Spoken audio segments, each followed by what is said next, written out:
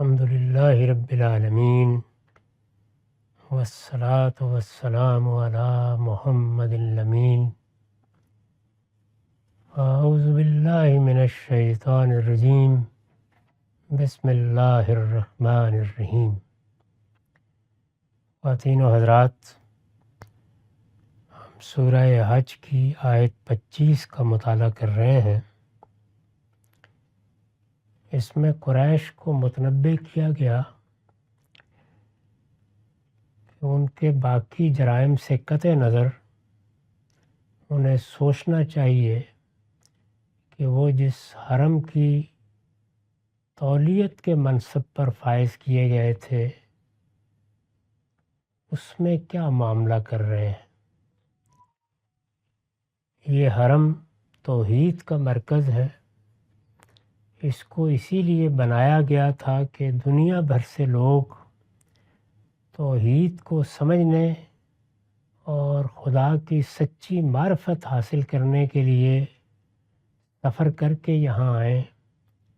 اس کے بارے میں ہدایت کی گئی تھی کہ مقیم ہوں یا آفاقی، یہاں کے رہنے والے ہوں یا باہر کے لوگ، ان سب کے حقوق اس میں برابر ہیں۔ لیکن قریش نہ صرف یہ کہ خدا کی راہ سے روک رہے ہیں بلکہ اس حرم کی راہ سے بھی روک رہے ہیں۔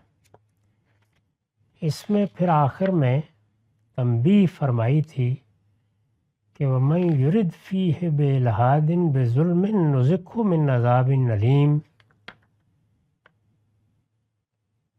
فرمایا تھا کہ اس مسجد کا معاملہ تو یہ ہے کہ جو اس میں کسی انحراف، کسی ظلم کے ارتکاب کا ارادہ کرے گا اس کو ہم دردناک عذاب کا مزہ چکھائیں گے۔ یہ بات کہ خدا کی راہ سے کسی کو روکا جائے یہ بھی ظلم ہے۔ خدا کی عبادت کا ایک مرکز بنایا گیا ہے، ایک معبد تعمیر کیا گیا ہے، اس کی طرف جانے والوں کی راہ میں رکاوٹیں پیدا کی جائیں، یہ بھی ایک بڑا ظلم ہے۔ چنانچہ دوسری جگہ اس کو اسی طرح بیان کیا ہے کہ وَمَنْ أَظْلَمُ مِمَّنْ مَنَعَ مَسَاجِدَ اللَّهِ۔ ان لوگوں سے بڑھ کر کون ظالم ہو سکتا ہے جو اللہ کی مسجدوں میں آنے سے عبادت کرنے والوں کو روکیں۔ تو یہاں اس کو اسی سیاق میں ظلم کے لفظ سے تعبیر کیا ہے۔ میں نے لکھا ہے یعنی خواہ وہ ظلم خدا کی راہ سے اور مسجد حرام کی حاضری سے روکنے کو ہو یا خود مسجد کو شرک کی نجاست سے آلودہ کر دینے کا۔ اس بیت اللہ کے معاملے میں دونوں ہی چیزیں بڑی سنگین ہیں۔ یہ توحید کی دعوت کے لیے بنایا گیا ہے، اس لیے اگر اس میں کوئی شرک پیدا کیا جاتا ہے یا مشرکانہ اعمال انجام دیے جاتے ہیں یا کسی مشرکانہ تصور کا اس سے پیوند لگایا جاتا ہے یا اس سے آگے بڑھ کر اس میں دوسرے معبودوں کے بت رکھ دیے جاتے ہیں تو اس کے ظلم ہونے میں کیا شبہ ہے۔ اور وہ لوگ جو اس کی حاضری کے لیے آنا چاہتے ہیں اگر ان کے راستے میں رکاوٹیں کھڑی کی جاتی ہیں تو اس کے بھی ظلم ہونے میں کیا تردد ہے۔ تو فرمایا کہ یہ وہ ظلم ہے جس کا ارتکاب قریش مکہ اس زمانے میں کر رہے تھے۔ آیت میں یہ لفظ الحاد کے بدل کے طور پر آیا ہے۔ عربی زبان میں یہ اسلوب ہوتا ہے کہ ایک لفظ بولتے ہیں پھر جیسے ہم اس کے آگے ایک وقف ناقص لگا دیتے ہیں، ایک کوما لگا دیتے ہیں اور پھر اس کی وضاحت میں ایک لفظ بول دیتے ہیں، تو اس میں بدل کا طریقہ اختیار کیا جاتا ہے۔ قرآن مجید نے وہی طریقہ یہاں اختیار کیا۔ وَمَن يُرِدْ فِيهِ بِإِلْحَادٍ بِظُلْم، یعنی لفظ الحاد بول کے پھر اس کی ایک طرح سے وضاحت کر دی کہ اس سے مراد وہ ظلم ہے جو یہ لوگ کر رہے ہیں۔ آیت میں یہ لفظ الحاد کے بدل کے طور پر آیا ہے، یعنی ظلم کا لفظ، جس کے معنی الحاد کا مطلب کیا ہے؟ انحراف اور کجی۔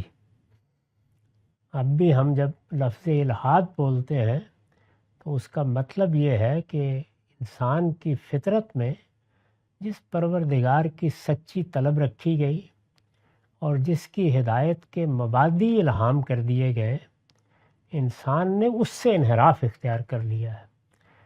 انسان کی فطرت سے جب انحراف ہوتا ہے اور یہ انحراف مبادی میں ہوتا ہے تو اسے الحاد سے تعبیر کیا جاتا ہے۔ یہاں وہی لفظ قرآن نے اختیار کیا اور پھر یہ بتایا کہ اس انحراف کی کیا نوعیت ہے، یعنی وہ انحراف جو ان لوگوں نے کیا ہے اسے لفظ ظلم سے تعبیر کیا، اس لیے کہ معاملہ اپنی ذات میں، اپنے عقیدے میں، اپنے نظریے میں کسی ظلم کے ارتکاب کا نہیں رہا۔ قرآن مجید میں لفظ ظلم اپنی جان پر ظلم ڈھانے کے معنی میں بھی استعمال ہوتا ہے۔ یہ صرف اپنی جان پر ظلم نہیں ڈھا رہے، یہ دوسروں کے لیے بھی ظلم کا ذریعہ بن گئے ہیں۔ تو چنانچہ یہاں ظلم ان تعبیرات کے لحاظ سے استعمال ہوا ہے۔ اس انحراف کو واضح کیا کہ جو اس مسجد میں، اس بیت اللہ میں کسی انحراف بذات کی کسی ظلم کا ارتکاب کرنے کا ارادہ کرے، اب یہاں پر یہ نہیں کہا کہ ظلم کا ارتکاب کرے، وہ تو بڑی ہی سنگین چیز ہے، ارادہ بھی کرے۔ میں نے لکھا ہے اصل میں من یرد فیہ بے الحاد کے الفاظ آئے ہیں، ان میں بے کا صلہ اس بات کا قرینہ ہے، یعنی ایک پریپوزیشن استعمال ہوئی ہے کہ لفظ یرد یہاں ہمہ کے مفہوم پر متضمن ہے، ارادہ کرنا، عزم کرنا، اس بات کی طرف مائل ہونا، اس کو یہاں متضمن کر دیا ہے، جو کسی وقتی میلان سے بھی ظہور میں آ جاتا ہے۔ یعنی ایک تو یہ ہے کہ باقاعدہ منصوبہ بنا کر کسی ظلم کا ارتکاب کیا جائے، ظلم کا ارتکاب اگر کسی وقتی میلان میں بھی ہوا ہے اور بیت اللہ کے معاملے میں ہوا ہے، مسجد حرام کے معاملے میں، تو یہاں اس کو بھی شامل کر لیا ہے۔ مدعا یہ ہے کہ ارادہ تو بڑی بات ہے، یہاں کوئی انحراف اگر نفس کے کسی وقتی میلان کی بنا پر بھی ہوتا ہے تو اس کی سزا بھی جیسا کہ آگے بیان ہوا ہے قیامت میں نہایت سخت ہوگی۔ جو اسلوب قرآن نے اختیار کیا ہے اس میں یہ پوری بات مضمر کر دی ہے، حرم تمہارے سپرد کیا گیا ہے، تم اس کے متولی ہو، اس کی ذمہ داریاں تم پر عائد کی گئی ہیں اور تمہیں بعض چیزوں کا پابند کیا گیا ہے۔ اگر تم اس میں انحراف اختیار کرو گے، کوئی کجی پیدا کرو گے اور لوگوں کے ساتھ معاملہ کرنے میں کجی پیدا کرو گے تو یہ بڑا ظلم ہوگا، اور اس طرح کے کسی ظلم کا اگر میلان بھی پیدا ہوتا ہے تو اللہ کے ہاں اس پر بھی مواخذہ ہو جائے گا۔ یعنی اللہ تعالیٰ کا عام طریقہ یہ ہے کہ برائی کے معاملے میں وہ انسان کے ساتھ بڑی نرمی کا معاملہ کرتے ہیں۔ یعنی اس میں یہ ہوتا ہے کہ کسی گناہ کا ارتکاب ہو گیا، اس کے بعد انسان ماخوذ ہوتا ہے۔ یہاں فرمایا کہ حرم کے معاملے میں یہ نہیں ہے، حرم کے معاملے میں وقتی میلان بھی اگر کسی ظلم کا پیدا ہوا ہے، اس کے بعد ارادہ کر لیا، اس سے آگے ظلم پر ارتکاب ہو گیا، تو یہ سب چیزیں اللہ کے ہاں بڑے عذاب، بڑی سخت سزا کا باعث بن جائیں گی۔ اس کی طرف یہاں توجہ دلائی ہے۔ یہاں کوئی انحراف اگر نفس کے کسی وقتی میلان کی بنا پر بھی ہوتا ہے تو اس کی سزا بھی جیسے کہ آگے بیان ہوا ہے قیامت میں نہایت سخت ہوگی۔ اس کو اس سورہ میں واضح کیا ہے۔ قریش چونکہ اس سے باز نہیں آ رہے تھے تو اس وجہ سے خاص طور پر اس کو موضوع بنا کے انہیں بتایا گیا ہے کہ وہ اپنے لیے کیا مصیبت خرید رہے ہیں۔ اس کے بعد انہیں بتایا ہے کہ یہ حرم جب تمہارے حوالے کیا گیا تھا، تمہارے آبا کے حوالے کیا گیا تھا، تو یہ کن چیزوں کی تاکید کے ساتھ کیا گیا تھا؟ فرمایا وَإِذْ بَوَّأْنَا لِإِبْرَاهِيمَ مَكَانَ الْبَيْتِ، انہیں یاد دلاؤ جب ہم نے ابراہیم کے لیے اس گھر کی جگہ کو ٹھکانہ بنایا تھا۔ اس گھر کی جگہ کو ٹھکانہ بنایا تھا، اس میں اس گھر کے لیے لفظ البیت آیا ہے، یعنی ایک تی داخل کر دی گئی ہے۔ اصل میں لفظ البیت آیا ہے، اس میں لام عہد کا ہے، اس سے مراد وہی مسجد حرام ہے جس کا ذکر اوپر ہوا ہے۔ اوپر مسجد حرام کہہ کے اس کا ذکر کیا گیا ہے، اور اس جگہ اس کو البیت کہا گیا ہے۔ تو یہ دونوں لفظ اب بھی مستعمل ہیں، ہم اس کو مسجد حرام بھی کہتے ہیں۔ اس سے یہ بتانا مقصود ہوتا ہے کہ یہ کوئی بت کدہ نہیں ہے یا کوئی عمارت بنا کے اسے خدا نہیں قرار دے دیا گیا، یہ مسجد ہے، چنانچہ اس کو مسجد ہی کی حیثیت سے تعمیر کیا گیا تھا۔ مسجد میں چونکہ ایک عمارت بنائی جاتی ہے تو اس کو پھر البیت کہا گیا، یعنی یہ ایک گھر ہے جو بنا دیا گیا ہے۔ اس میں یہ ارشاد ہوا کہ جب ہم نے ابراہیم کو، انہیں یاد دلاؤ جب ہم نے ابراہیم کے لیے اس گھر کی جگہ کو ٹھکانہ بنایا تھا، یعنی ایک تو یہ ہے کہ یہ گھر بنایا گیا۔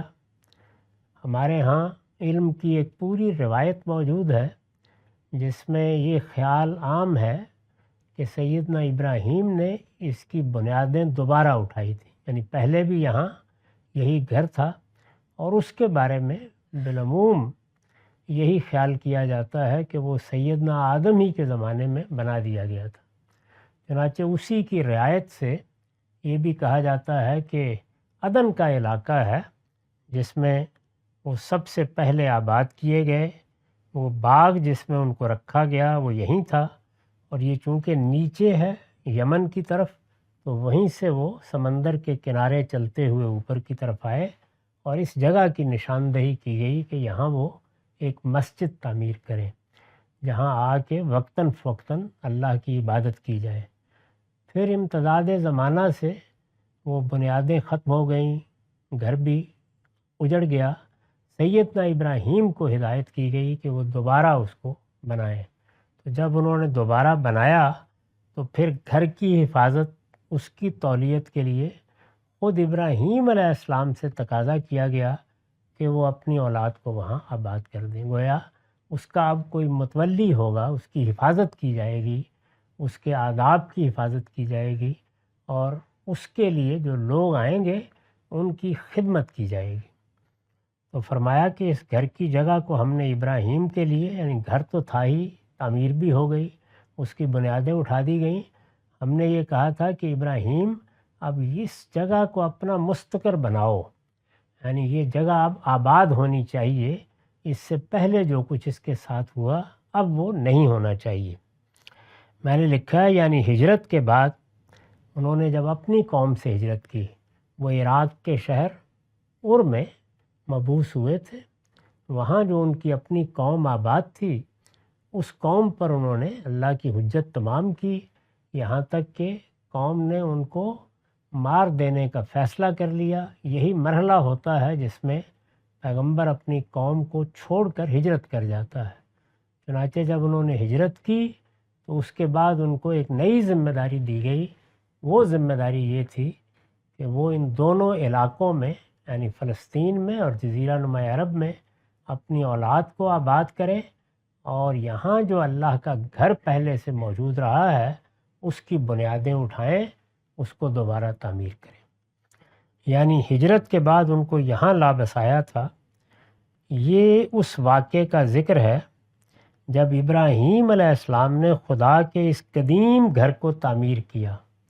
قرآن مجید نے اس کے بارے میں دو باتیں صراحت سے کہی ہیں، ایک یہ کہ یہ البیت العتیق ہے، یعنی قدیم ترین گھر ہے، قدیم ترین معبد ہے، قدیم ترین مسجد ہے، اور دوسرے یہ کہ یہ اول بیت ہے، پہلی عبادت گاہ ہے جو بنائی گئی۔ اسی بنیاد پر عام علماء کی رائے یہی ہے کہ یہ آدم علیہ السلام نے تعمیر کیا اور ابراہیم علیہ السلام نے پھر اس کی تعمیر نو کی۔ اس قدیم گھر کو تعمیر کیا اور اپنے بیٹے اسماعیل علیہ السلام کو اسی کے حکم پر، یعنی اللہ ہی کے حکم پر، اس کی خدمت کے لیے وقف کر دیا۔ اب گھر بھی بن گیا، اس کی تعمیر نو بھی ہو گئی، اور اسماعیل کو اللہ تعالیٰ نے مانگ لیا۔ یہ جو قربانی کا واقعہ ہے، یہ اصل میں اسماعیل کو اس گھر کی تولیت کے لیے وقف کر دینے کی تعبیر تھی۔ اللہ تعالیٰ نے ابراہیم علیہ السلام سے تقاضا کیا کہ وہ اپنے بیٹے کو اس گھر کی خدمت کے لیے وقف کر دیں۔ یہ وقف کر دیں اللہ کا حکم یا اللہ تعالیٰ کا مطالبہ تھا۔ اس مطالبے کو ان کے رویا میں اس طرح دکھایا گیا کہ گویا وہ ذبح کر رہے ہیں۔ بتانا یہ مقصود تھا کہ یہ تمہارا عزیز فرزند ہے اور یہ بڑی تمناؤں کے بعد ملا ہے، لیکن ہم اس کو مانگ رہے ہیں، تو اب یہ گویا ہمارے لیے وقف رہے گا، اور جب ہمارے لیے وقف رہے گا تو تم نے گویا اس کی محبت کو ذبح کر دیا۔ تو یہ تعبیر تھی، اس کو سامنے رکھ کر وہ قربانی کا واقعہ پیش آیا۔ چنانچہ یہ حکم دیا گیا، وہ یہیں آباد ہو گئے۔ ان کو جس وقت یہاں لا کے بسایا گیا قربانی کے واقعے کے بعد، سیدنا ابراہیم نے انہیں یہاں لا بسایا، وہ آباد ہو گئے۔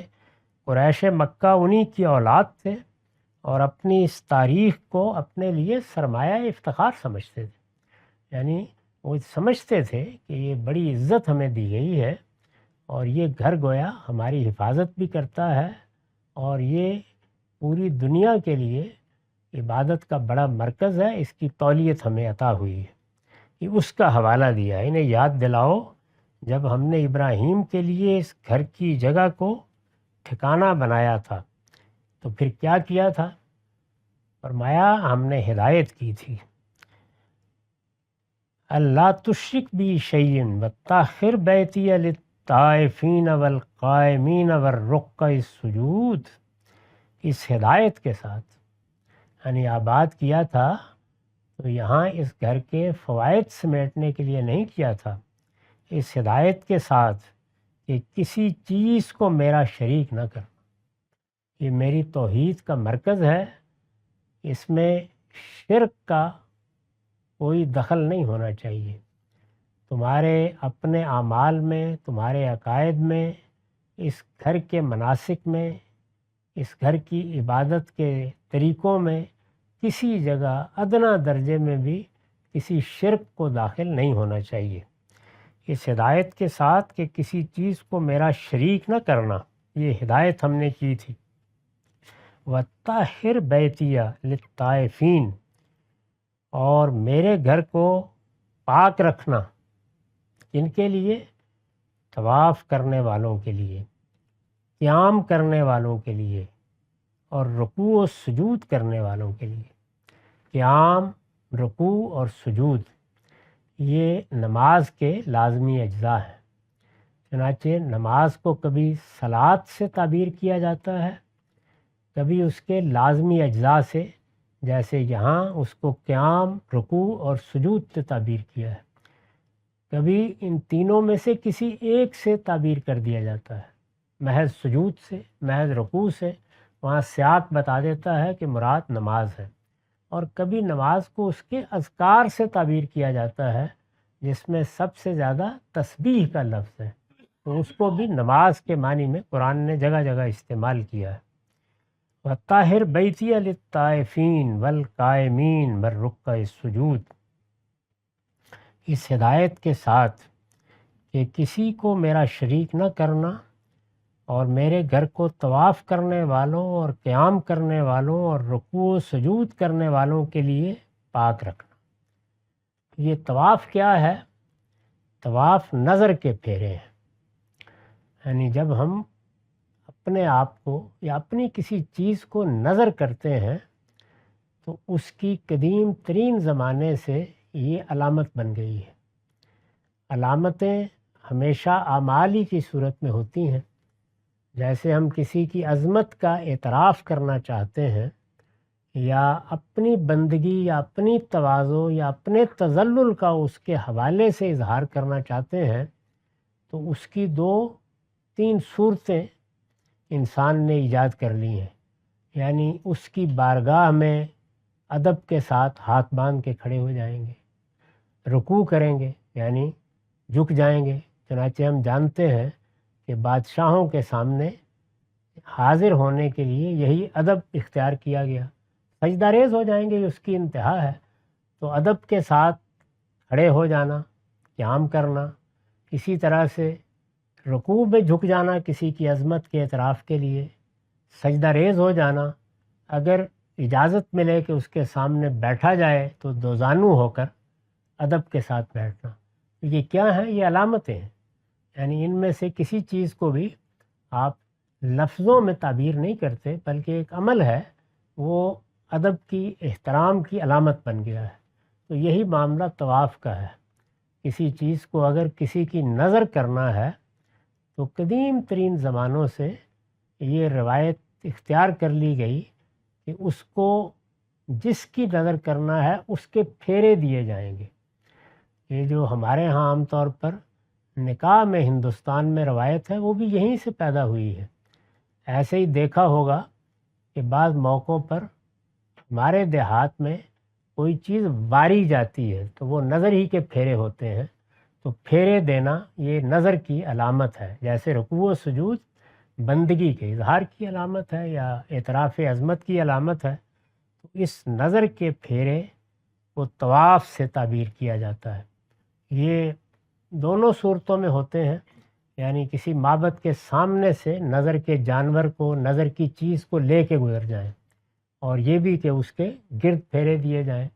تو دونوں طریقوں میں یہ چیز قدیم روایتوں میں رہی ہے۔ اگر آپ بائبل کو پڑھیں گے تو جگہ جگہ اس کا ذکر ملتا ہے۔ نظر، تو بیت اللہ کی نظر کرتے ہیں ہم اپنے آپ کو، یا اللہ کی نظر کہیے، جس وقت ہم عمرے کے لیے جاتے ہیں، حج کے لیے جاتے ہیں، تو یہ نظر کی عبادت ہے۔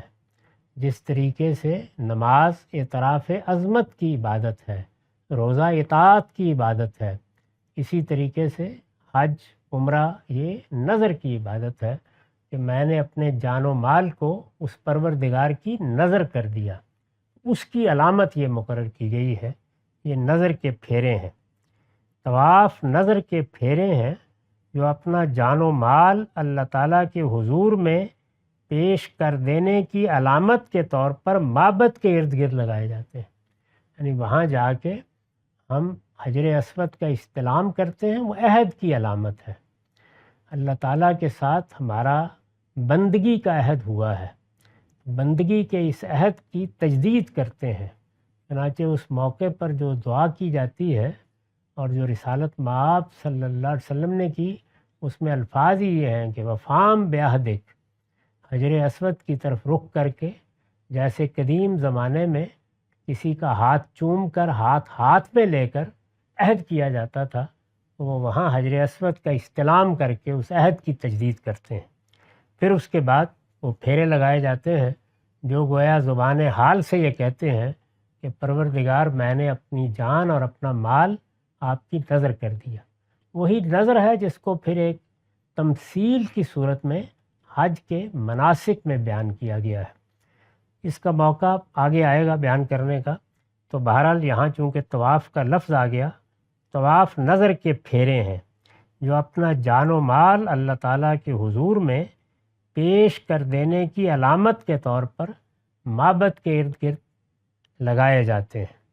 یہ بات ذہن میں رکھنی چاہیے کہ اللہ تعالیٰ نے اپنے ساتھ تعلق کی جو جہتیں متعین کی ہیں وہ بنیادی طور پر 3 ہی ہیں، یعنی پرستش کی جہت جس میں عظمت کا اعتراف کر کے ہم بندوں کی حیثیت سے اس کے سامنے جھک جاتے ہیں، اس کا منتہائے کمال سجدہ ہے۔ اطاعت کی جہت جس میں اس کا حکم مانا جاتا ہے، اس کو ہم سمبلائز کرتے ہیں، علامت میں بیان کرتے ہیں روزہ رکھ کر۔ اور نظر یعنی اپنا جان و مال پیش کر دینا، اگر اللہ تعالیٰ کی طرف سے اس کا مطالبہ ہو تو حج و عمرہ کی عبادت، قربانی اس مقصد کے لیے۔ اس کی ابتدا یعنی اس طواف کی ابتدا حجر اسود کے استلام سے ہوتی ہے، حجر اسود کو چوم کر ہوتی ہے۔ وہ ممکن نہ ہو تو ہاتھ لگا کے، وہ بھی ممکن نہ ہو تو اشارہ کر کے۔ تو یہ اس لیے مقرر کیا گیا کہ وہاں ہجوم کا امکان ہے، ورنہ اس کی اصل وہی ہے کہ اس کو چوم کر جیسے عہد یا بیعت کے موقع پر ہاتھ چومے جاتے تھے۔ اس کی ابتدا حجر اسود کے استلام سے ہوتی ہے۔ یہ عہد و میثاق کی علامت ہے۔ اللہ تعالیٰ کے ساتھ جو عہد ہم نے باندھا ہے، کہ ہم اس کو زندہ کرتے ہیں، اس کی تجدید کرتے ہیں اس عہد کی، کہ ہم اس عہد پر قائم ہیں اور وہ عہد جان و مال پیش کرنے کا ہے، ہم اس کی تجدید اور اس اقرار کو دوبارہ کرنے کے لیے حاضر ہو گئے ہیں۔ رکوع و سجود اور قیام نماز کی تعبیر ہے۔ یعنی یہاں فرمایا کہ اس گھر کو پاک رکھیں، اور ان کے لیے پاک رکھیں؟ طواف کرنے والوں، قیام کرنے والوں اور رکوع و سجود کرنے والوں کے لیے۔ تو یہ تینوں، قیام، رکوع، سجود، نماز کی تعبیر ہے۔ قرآن کے اس بیان سے واضح ہے کہ یہ دین ابراہیمی کی قدیم عبادات ہے۔ یعنی اس میں قرآن نے یہ بتایا ہے کہ ان عبادات کی آج ابتدا نہیں کی جا رہی جبکہ محمد الرسول اللہ کی بعثت ہوئی ہے۔ ابراہیم کے زمانے سے یہ عبادات اس گھر میں کی جاتی رہی ہیں۔ اس کے طواف کی ابتدا ہوئی، اس میں نماز کی ابتدا ہوئی، یہ قدیم عبادات ہیں۔ مسلمان جس طرح اب ان سے واقف ہیں، یعنی ہمارے ہاں جب کوئی بچہ پیدا ہوتا ہے، شعور کو پہنچتا ہے، تو وہ واقف ہو جاتا ہے کہ مسلمان نماز پڑھتے ہیں، مسلمان روزہ رکھتے ہیں۔ جس طرح وہ ان چیزوں سے واقف ہو جاتا ہے، اسی طرح قرآن کے مخاطبین بھی ان سے واقف تھے۔ مسلمان جس طرح اب ان سے واقف ہیں، قرآن کے مخاطبین بھی اسی طرح ان سے واقف تھے، یعنی وہ جانتے تھے۔ ان کو یہ بتانے کی ضرورت نہیں تھی کہ نماز کیا ہے، روزہ کیا ہے، حج کیا ہے، سب چیزوں سے وہ صدیوں سے واقف چلے آ رہے تھے۔ قرآن نے ان کا ذکر جہاں بھی کیا ہے، ظاہر ہے قرآن مجید میں نماز کا ذکر بھی ہوتا ہے، روزے کا ذکر بھی ہوا ہے، اسی طرح حج عمرہ یہاں زیر بحث آ گئے ہیں۔ قرآن نے ان کا ذکر جہاں بھی کیا ہے، کسی نئے حکم کے طور پر نہیں کیا، یعنی ایسے نہیں کیا کہ آج ہم تمہیں بتاتے ہیں حج کیا ہوتا ہے، نماز کیا ہوتی ہے۔ قرآن کے مخاطبین جس طرح عربی زبان جانتے ہیں، ایسے ہی ان چیزوں سے بھی واقف ہیں۔ وہ سمجھتے ہیں کہ نماز کیا ہے، انہیں معلوم ہے حج کیا ہے، اس کے مناسک کیا ہیں، بلکہ پہلے سے معلوم و متعارف عبادات کی حیثیت سے کیا ہے۔ جیسے ہم اپنے معاشرے میں جب لفظ نماز بولتے ہیں تو نماز کیا ہے اس سے ہمارے مخاطبین واقف ہوتے ہیں، تو قرآن بھی ایسے ہی ذکر کرتا ہے ان کا۔ لہٰذا ان کا نام ہی اس کے مخاطبین کو ان کا مصداق سمجھانے کے لیے کافی ہے، بتانے کی ضرورت نہیں ہے۔ نماز کا لفظ، صلاۃ کا لفظ، روزے کا لفظ، صوم کا لفظ، حج کا لفظ بولتے ہی مسلمان اپنی روایات کے تحت سمجھ لیتے ہیں کہ حج سے کیا مراد ہے۔ اس کے لیے انہیں لغت کی کتاب کھول کے دیکھنے کی ضرورت نہیں ہوتی، ان کے مصداق بالکل طے ہیں، متعین ہیں۔ یہاں ان عبادات کو، حرم کو پاک رکھنے کی ہدایت کا ذکر، یہاں ان عبادات کے لیے حرم کو پاک رکھنے کی ہدایت کا ذکر ہوا ہے۔ یعنی فرمایا ہے کہ یہ عبادت کی جگہ ہے، عبادت کا گھر ہے، یہ معبد ہے، اس میں لوگوں نے آنا ہے، وہ طواف کرنے کے لیے آئیں گے، وہ نماز کے لیے آئیں گے۔ تمہاری ذمہ داری کیا ہے؟ تم اس کے متولی ہو، اس کے خدام ہو، تمہاری ذمہ داری یہ ہے کہ اس کو پاک رکھو۔ اس سے قریش کو یہ بتانا مقصود ہے کہ اللہ تعالیٰ نے کس اہتمام کے ساتھ ابتدا ہی میں یہ بتانا مقصود ہے کہ ابراہیم نے جب اس کی بنیادیں اٹھائی تھیں، اس وقت ہم نے بہت اہتمام کے ساتھ تاکید کی تھی کہ اس گھر کو لہو و لعب، اصنام و اوثان اور تمام ظاہری اور باطنی نجاستوں سے پاک رکھنے کی ہدایت فرمائی۔ یعنی یہاں کوئی کھیل تماشے نہیں ہونے چاہیے، یہاں کوئی میلے نہیں لگنے چاہیے، یہ کوئی تفریح کی جگہ نہیں ہے، یہ کوئی کاروبار کی جگہ نہیں ہے، اس میں کوئی بت، کوئی شرک، اس کی کوئی علامت قریب نہیں پھٹکنی چاہیے۔ اسی طرح سے اس کو ظاہر میں بھی صاف ستھرا ہونا چاہیے تاکہ لوگ یہاں آ کر اللہ کی اور صرف اللہ کی بندگی کر سکیں۔ اس کو ایک ہی لفظ سے ادا کیا، طاہر بیتیہ، میرے اس گھر کو پاک رکھنا، اس کی پاکیزگی ظاہری بھی رہے، باطنی بھی رہے، تمام نجاستوں سے پاک رکھا جائے۔ یہی وجہ ہے کہ جب سیدنا مسیح کی بعثت ہوئی تو وہ یروشلم میں حرم میں داخل ہوئے اور انہوں نے دیکھا کہ اس کی راہداریوں میں اور دائیں بائیں باہر بھی لوگوں نے دکانیں لگا کے اپنے کاروبار بنا رکھے ہیں، یہاں تک کہ کھیل تماشے والے بھی وہاں پہ اپنے اپنی جگہ بنا کے بیٹھے ہیں۔ تو انہوں نے وہ سب کا سب اٹھا دیا اور ان سے کہا کہ تم نے میرے باپ کے گھر کو چوروں کا بھٹ بنا لیا ہے، یہ کاروبار کی جگہ نہیں ہے۔ تو یہی بات ایک لفظ میں قرآن نے یہاں یاد دہانی کرائی ہے کہ تمہیں کہی گئی تھی کہ دیکھو اس گھر کو ہر حال میں پاک رکھنا۔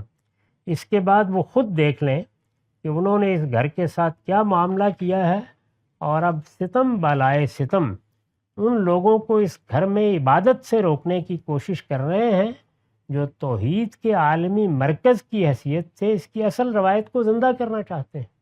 یعنی یہ پیغمبر، اس پیغمبر کے ساتھی تو اس کو دوبارہ توحید کا مرکز بنانے کے لیے اٹھے ہیں اور اس کو پاک کرنے کے لیے اٹھے ہیں، لیکن یہ انہی کو روکنے کے لیے ہر طرح کا ظلم کرنے پر اتر آئے ہیں۔ تو یہاں سے گویا تمہید اٹھائی ہے کہ ہم نے یہ گھر جب تمہارے حوالے کیا تھا تو کس ہدایت کے ساتھ کیا تھا۔ یہ سلسلہ بھی جاری ہے۔ اقول و قولی ھذا واستغفر اللہ لی ولکم ولسائر المسلمین۔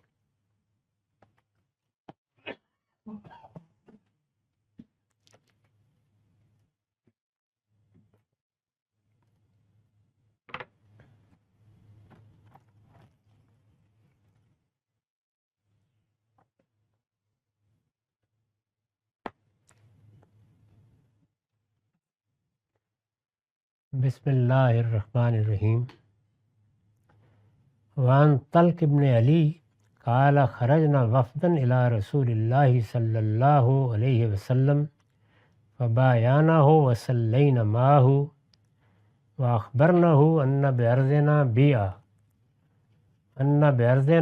بیعۃ لنا فاستوهبنہ من فضل طہورہ فدعا بماء فتوضا وتمضمض ثم صبہ لنا فی دعوہ فقال اخرجوا فإذا أتيتم مرضكم فاكسروا بيئتكم وانزهوا مكانها بهذه الماء واتخذوها مسجدا قلنا إن البلد بعيد والحر شديد والماء ينشف فقال مدوه من الماء فإنه لا يزيده إلا طيبا۔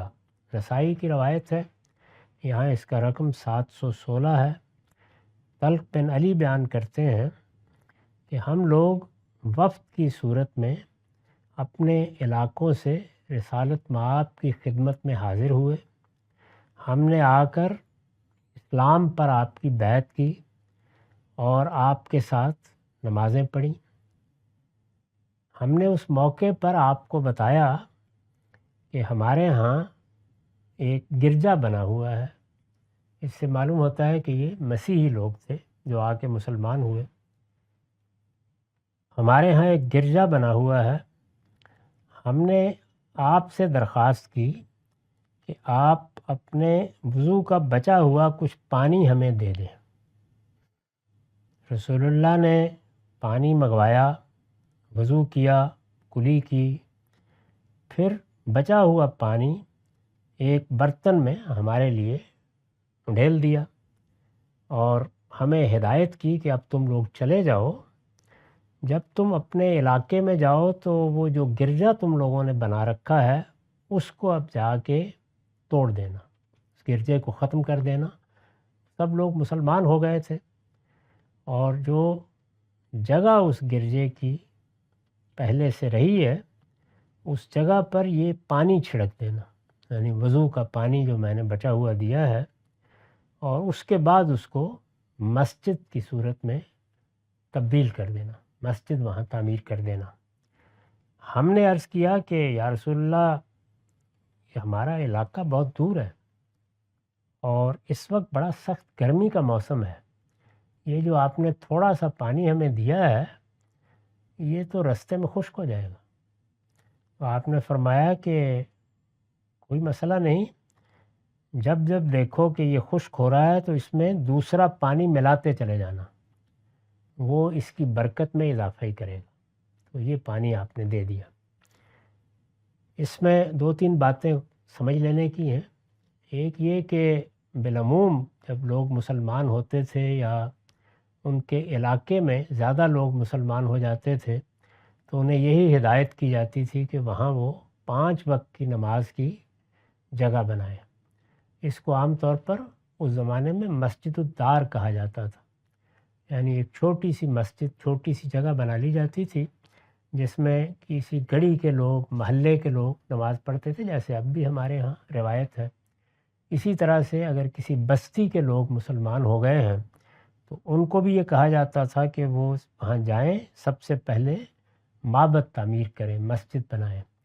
خود رسالت مآب صلی اللہ علیہ وسلم نے بھی مدینے میں آ کر پہلا کام یہی کیا تھا، مسجد بنائی تھی، کیونکہ مسجد ہی در حقیقت مسلمانوں کے تمدن میں ان کی اجتماعیت کا محور ہے۔